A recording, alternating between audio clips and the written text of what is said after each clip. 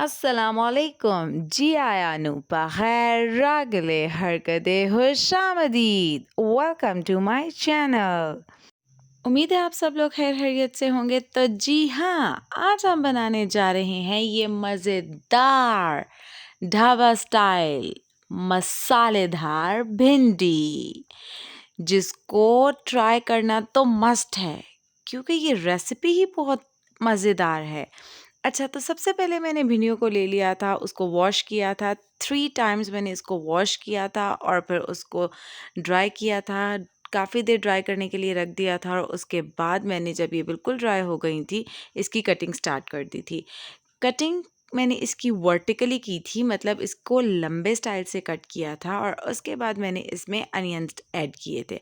Onion को ना हमने बहुत ज़्यादा मोटा कट करना है और ना ही बहुत बारीक, मतलब मीडियम साइज्ड हमने इसको कट करना है। शेप इतनी मोटी भी नहीं होनी चाहिए और बहुत बारीक भी नहीं।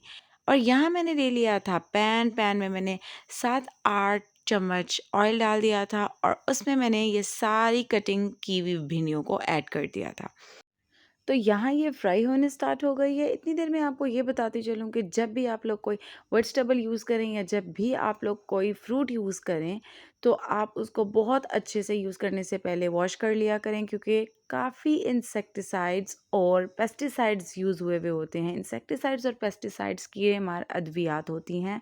स्प्रेज़ की फॉर्म में इनको प्लांट्स में और वेजिटेबल्स वगैरह में या फ्रूट्स वगैरह में किया जाता है ताकि कीड़े मारे जा सकें। लेकिन अगर हम इनको बग़ैर धोए यूज़ कर लेंगे तो वो सारे स्प्रेज़ का असर हमारी बॉडी में जा सकता है और हमारे लिए काफ़ी हार्मफुल हो सकता है। अच्छा, यहाँ हमने ऐड कर लिए थे अनियन। हमने जो भिंडी की क्वांटिटी ली थी वो हमने आधा किलो ली थी और यहाँ मैंने 2 बड़े साइज़ के अनियन लिए थे और उनको मीडियम स्टाइल में कट किया था, मतलब ना तो बहुत ही बारीक थे और ना ही बहुत मोटे थे।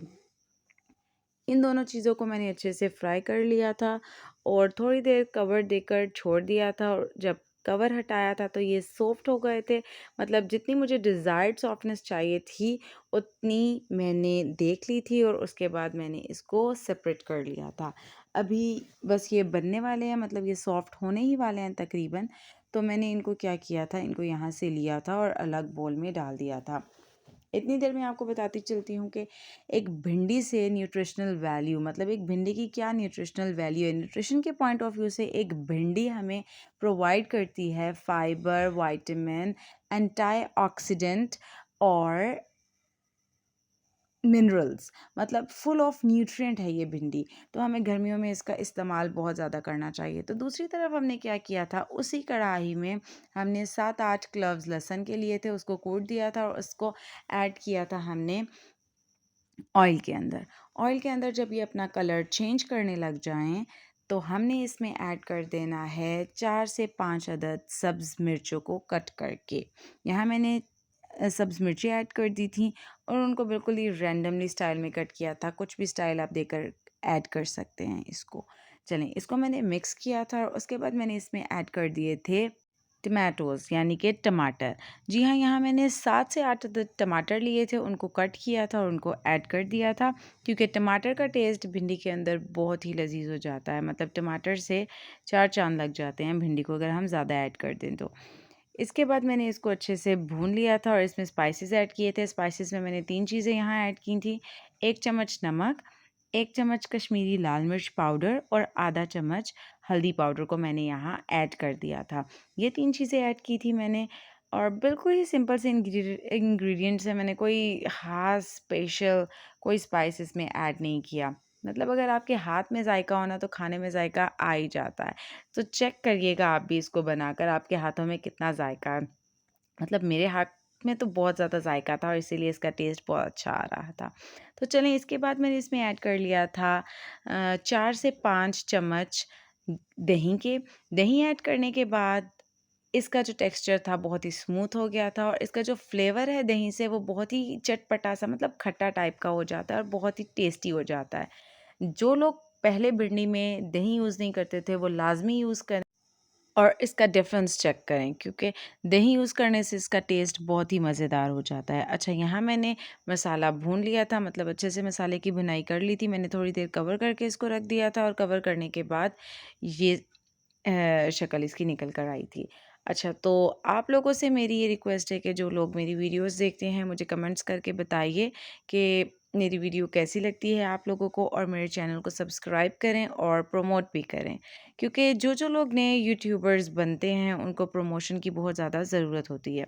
तो यहाँ मैंने जो भिंडी और प्याज का मिक्सचर था, मतलब जो भिंडी और प्याज का सॉफ्ट करके मैंने साइड पर रख दिया था, वो मैंने इसमें ऐड कर दिया था और इस सारे को अपने टमाटो के मसाले में मिक्स कर दिया था।